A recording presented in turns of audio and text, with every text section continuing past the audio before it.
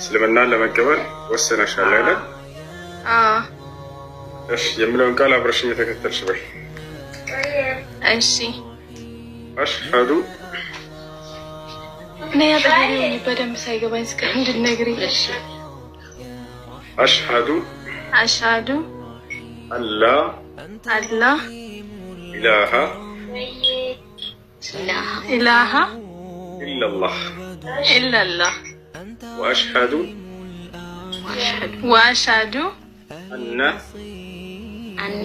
አነ ሙሐመደን ረሱሉላህ። ማሻአላህ ለአላህ ምስጋና ይገባው። ጨርሰሻል። አሽሀዱ አን ላ ኢላሃ ኢለላህ ማለት እነሆ ከአንድ አላህ በስተቀር በእውነት የሚመለክ ሌላ አምላክ የለም ብዬ መሰክራለሁ ማለት ሲሆን ወአሽሀዱ አነ ሙሐመደን ረሱሉላህ ማለት ደግሞ ሙሐመድን የአላህ መልእክተኛና ነቢይ ናቸው ብዬ መሰክራለሁ ማለት ነው። ከዚህ በኋላ ሙስሊም ይወሻል። ለአላህ ምስጋና ይገባው። ኢስላም የነቢያቶች ሁሉ መንገድ ነው። አንድ ሰው እስልምና ሲቀበል ወደ ነቢያቶች መንገድ ተቀላቀለ። በቃ እነ አብርሃም፣ እነ ኢስሐቅ፣ እነ ያዕቁብ፣ እነ ዮሴፍ፣ እነ ሙሴ፣ መሲሁ፣ እነ ዒሳ ዓለይሂ ሰላም፣ እነዚህ ነቢዩ ሙሐመድ ሰለላሁ ዓለይሂ ወሰለም ሁሉም ነቢያት የሰበኩት ብቸኛ መለኮታዊ ሃይማኖት ኢስላም ነው። ኢስላም ማለት አልኢስቲስላሙ ሊላሂ ዐዘ ወጀል፣ ለአንድ አላህ እጅ መስጠት፣ ለእርሱ ብቻ መታዘዝ፣ እርሱን ብቻ መገዛት ማለት ነው። በእርሱ ላይ ሌላን ማንንም አካል ሳናጋራ በብቸኝነት እርሱን መገዛት፣ ለአንድ ፈጣሪ መገዛት ነው።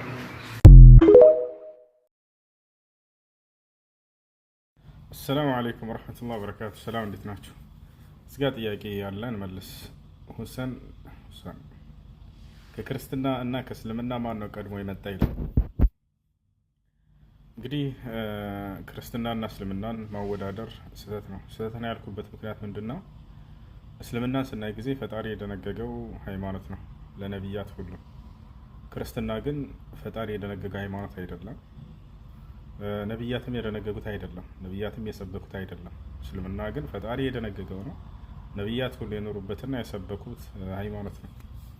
ለዚህ ማስረጃ አምላክ አላህ ሱብሓነሁ ወተዓላ ራሱ ለነቢያት የደነገገው ሃይማኖት እንደሆነ ሲናገር ምን አለ? በሱራ ሹራ ላይ ሸረዐ ለኩም ሚነ ዲን ማ ወሳ ቢሂ ኑሐን ወለዚ አውሐይና ኢለይከ ወማ ወሰይና ቢሂ ኢብራሂመ ወሙሳ ወዒሳ ይላል። እነሆ ይህን እስልምናን ሃይማኖት ደነገግኩላችሁ ከዚህ በፊት ለአብርሃም፣ ለኖህ፣ ለሙሴና ለመሲሁ ደንግጌው የነበረውን ሃይማኖት ይላል።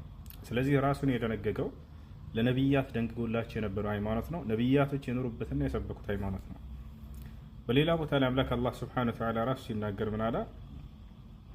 ኢነ ዲነ ዒንደ ላሂ ልእስላም ይላል። ከእኔ ከአምላካችሁ ከአላህ ዘንድ ትክክለኛ ሃይማኖት እስልምና ብቻ ነው ይላል።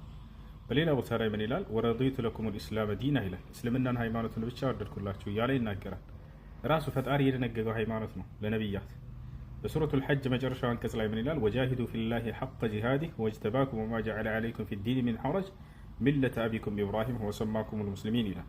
ራሱ አምላክ አላህ ሱብሓነሁ ወተዓላ የደነገገው ሃይማኖት እንደሆነ ከተናገረ በኋላ ይህ መንገድ እስልምና የአባታችሁ የአብርሃም መንገድ ነው እያለ ይናገራል። ለእነ አብርሃም፣ ለእነ ሙሴ፣ ለእነ መሲሁ ሰጥቷቸው የነበረው ብቸኛ መለኮታዊ ሃይማኖት ነው። ይህ መሆኑ ከታወቀ ነቢያቶች ራሳቸው እስልምናን ላይ እንደነበሩ እስልምናን እንደሰበኩ የሚገልጹ አናቅጾችን በርካታ አሉ። ለምሳሌ በሱራ አሊ ዕምራን ላይ ምን ይላል? ማ ካነ ኢብራሂሙ የሁድየን ወላ ነስራንየን ወላኪን ካነ ሐኒፈን ሙስሊማ ወለም የኩን ሚነል ሙሽሪኪን ይላል። አብርሃም አይሁድ አልነበረም፣ ክርስቲያንም አልነበረም፣ በአላህ ላይ አጋሪም አልነበረም። ነገር ግን በእርሱ ትእዛዝ ላይ ቀጥ ያለ ሙስሊም ነበር ይላል። ልክ እንደሁ ያዕቆብ ምን ይላል? ወያዕቁብ ያ በንየ ኢነላህ አስጠፋ ለኩም ዲነ ፈላ ተሙቱነ ኢላ ወአንቱም ሙስሊሙን ይላል። ልጆች ሆይ እነሆ አምላካችሁ አላህ አንድ ሃይማኖትን መርጦላችኋል፣ እስልምናን፣ አደራ ሙስሊሞች ሳትሆኑ እንዳትሞቱ አላቸው ይላል። ከያዕቆብ ልጆች መካከል ዮሴፍ ሙስሊም ነበር። ተወፈኒ ሙስሊመን ወአልሒቅኒ ቢሷሊሒን ይላል። አደራ አምላክ አላህ ሙስሊም አድርገህ ግደለኝ፣ ከደጋጎችም አስጠጋኝ በቀጣዩ ዓለም እያለ ይናገራል። ሐዋርያቶች ሙስሊሞች ነበሩ። ወኢዝ አውሐይቱ ኢለል ሐዋርይን አን አሚኑ ቢ ወቢረሱሊ ቃሉ አመና ወሽሀድ ቢአንና ሙስሊሙን ይላል። ወደ ሐዋርያቶችም የትእዛዝ ቃሌን ባስተላለፍኩ ጊዜ ይላል አምላክ አላህ። በማን በኩል? በመሲሁ በኩል። ምን የሚል ትእዛዝን የተላለፈላቸው? አን አሚኑ ቢ ወቢረሱሊ የሚል በእኔ በአምላካችሁ በአላህ እመኑ፣ በላኩላችሁ መልእክተኛና ነቢይም እመኑ አላቸው። ከዚያ በኋላ ቃሉ አመና አምነናል አሉ። ወሽሀድ ቢአንና ሙስሊሙን እኛ ሙስሊሞች መሆናችንን መስክርም አሉ ይላል። ሙስሊሞች መሆናቸውን ሐዋርያቶች ሁለት ቦታ በግልጽ ራሳቸው የተናገሩበት አለ እና ይህ ነው እና ስለዚህ ከአምላክ ዘንድ እውቅና የተሰጠው ሃይማኖት ነው። አምላክ ራሱ ለነቢያት የደነገገው ነቢያቶች የሰበኩበትና የኖሩበት ሃይማኖት ነው። ወደ ክርስትና ስንመጣ ግን መጽሐፍ ቅዱስ ላይ ራሱ ላይ እግዚአብሔር ክርስትና የሚባልን ሃይማኖት ደንግጓል ለነቢያቶች የሚል የለም። ታውቃላችሁ፣ ክርስትና የሚባልን እምነት ተከተሉ ብሎ በፍጹም አላዘዛቸውም። ነቢያቶችም ክርስትና ላይ ሰዎች እንዲኖሩ አልሰበኩም፣ ወይም ሰዎች ክርስቲያን እንዲሆኑ አልሰበኩም። ስለዚህ ከአምላክም ዘንድ ከነቢያቶችም ዘንድ እውቅና የሌለው ሃይማኖት ነው። ታውቃላችሁ፣ የሐዋርያት ሥራ ምዕራፍ 11 ቁጥር 36 ላይ ደቀ መዛሙርትም ለመጀመሪያ ጊዜ በአንጾኪያ ክርስቲያን ተባሉ ይላል። ለዚያም ደቀ መዛሙርት የሚላቸው ኢየሱስ ክርስቶስ ከመረጣቸው 12 መካከል እንኳን አይደሉም፣ ጳውሎስና ባርናባስን ነው እንደዛ እያለ ያለው። ተባሉ የሚለው ራሱ ከአምላክ ዘንድ አይደለም፣ ሰዎች ናቸው። ስለዚህ ሰዎች ያወጡት ሃይማኖት ነው። ኢየሱስ ክርስቶስ ካረገ በኋላ በአንጾኪያ ላይ ሰዎች ክርስቲያን እንደተባሉ ነው የሚገልጸው ሁሉ ማለት ነው። እና ያ ነው ከአምላክ ዘንድ እውቅና የለውም። ነቢያቶች እውቅናን አልሰጡትም። እስልምና ጋር ስንመጣ ግን አምላክ ራሱ እውቅና ሰጥቶት የደነገግኩት ሃይማኖት ነው ለቀደምት ነቢያት እያለ ቃል በቃል ይናገራል። ልክ እንዲሁ ደግሞ ነቢያቶችም ወደዚህ ሃይማኖት ሙስሊሞች ሁኑ እያሉ እንደሰበኩ እናያለን። መጽሐፍ ቅዱስ ላይ እግዚአብሔር የትኛውን ቦታ ላይ ክርስቲያን ሁኑ ብሎ ነቢያትን አላዘዘም። ነቢያቶችም ህዝቦቻቸውን ክርስቲያን ሁኑ አላላቸውም። ይህን ይመስላል እና ወደዚህ ወደ ቀደምት ነቢያት ወደ ነበሩበት መንገድ እንጠራቸዋለን። ነድዑኩም ኢለል ኢስላም አላህ በቁርአን ላይ ለእናንተም ጥሪ አድርጓል። ወቁል ሊለዚነ ኡቱል ኪታብ ወልኡምይን አአስለምቱም ይላል። ሙሐመድ ሆይ ለእነዚያ ለአይሁድና ለክርስቲያኖች ሰለሙ በላቸው ይላል። ፈኢን አስለሙ ፈቀድ ይህተደው ከሰለሙ በእርግጥም ቀናውን ጎዳና ተመሩ ይላል። ወኢን ተወለው ፈኢነማ ዐለይከል በላግ እምቢ ካሉ ግን በአንተ ላይ ያለበት ግዴታ ማድረስ ብቻ ነው ይላቸዋል። ይሄ ነው። ሰላም አለይኩም ላላችሁም ሰላም።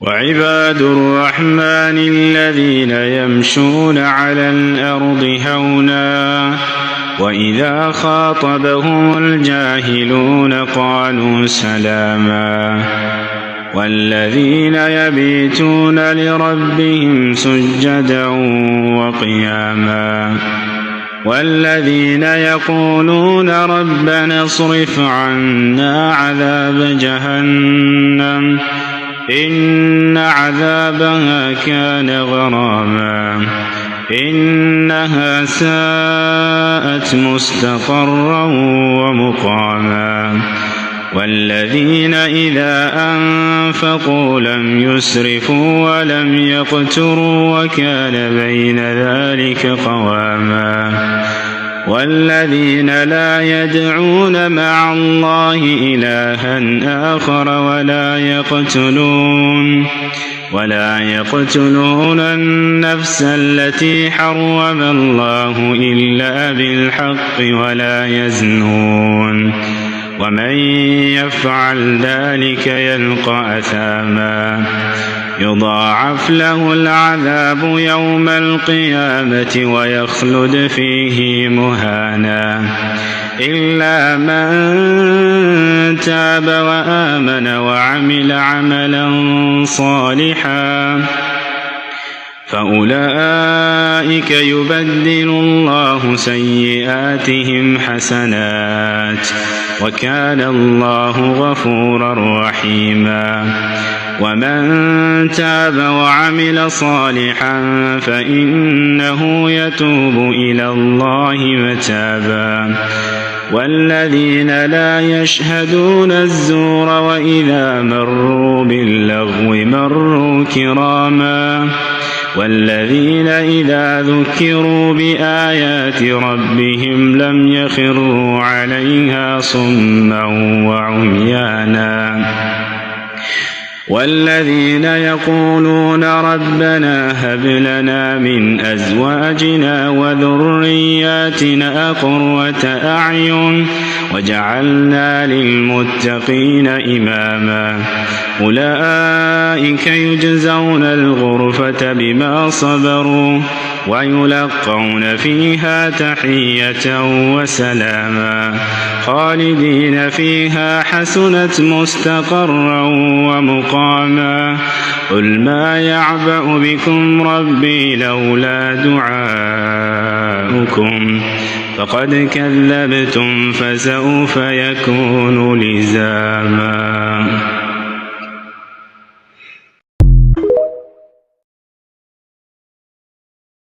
يقول النبي صلى الله عليه وسلم إذا كان يوم الجمعة وليلة الجمعة فأكثروا علي من الصلاة فيه فإنه من صلى علي صلاة واحدة صلى الله عليه بها 10 ነቢያችን ሰለላሁ ዐለይሂ ወሰለም ሐዲስ ላይ ምን ይላሉ?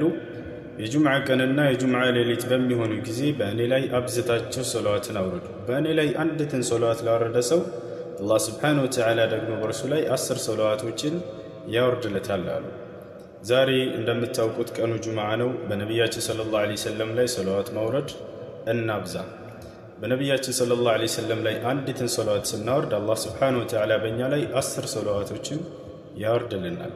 በእርሳቸው ላይ ሶላዋትን በምናወርድ ጊዜ ባጭሩ አላሁመ ሰሊ ወሰሊም ዐላ ነቢይና ሙሐመድ ማለት እንችላለን።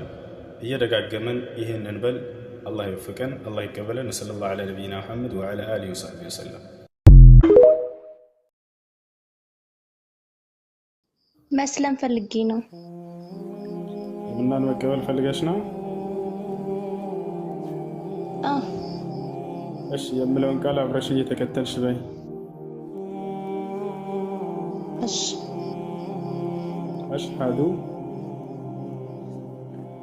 أشهد أن لا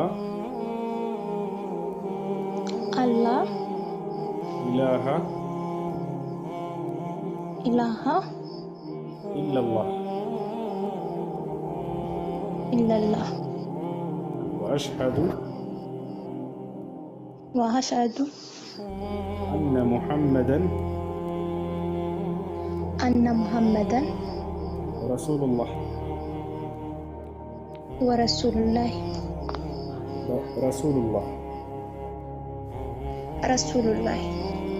ما شاء الله ጨርሰሻል። አላህ ምስጋና ይገባው። አሁን ያልሽው ቃል የሻሃዳ ቃል የምስክር ቃል ይባላል። ትርጉሙ አሽሀዱ አን ላ ኢላሃ ኢለላህ ማለት እነሆ ከአንዱ ከአላህ በስተቀር በእውነት የሚመለክ ሌላ አምላክ የለም ብዬ መሰክራለሁ ማለት ሲሆን ወአሽሀዱ አነ ሙሐመድን ረሱሉላህ ማለት ደግሞ ሙሐመድም የአላህ መልእክተኛና ነቢይ ናቸው ብዬ መሰክራለሁ ማለት ነው። ከዚህ በኋላ ሙስሊም ሆነሻል። ለአላህ ይገባው። አንድ ሰው እስልምና ሲቀበል ያለፈ ኃጢአቱ እንደሚማርለት አላህ በቁርአን ላይ ይነግረናል። በዛሬዋ ቀን አላህ ሱብሓነሁ ወተዓላ ምን አድርጎልሻል ከተባለ ያለፈ ኃጢአትሽን አላህ ይቅር ብሎልሽ ልክ ንጹህ አድርጎ ያለ ኃጢአት አድርጎ ተቀብሎሻል ማለት ነው። ወደ እኔ በሚመለሱ ጊዜ ሰዎች ኃጢአታቸውን እምርላቸዋለሁ ብሎ ተናግሯል። ቁል ሊለዚነ ከፈሩ ኢየንተሁ ዩግፈር ለሁም ማ ቀድ ሰለፍ ይላል። ሙሐመድ ሆይ ለእነዚያ ክደውኝ ለነበሩ ባሪያዎቼ ወደ እኔ ከተመለሱ ያለፈ ኃጢአታቸውን ሁሉ እንደምምርላቸው ንገራቸው እያለ ይናገራል።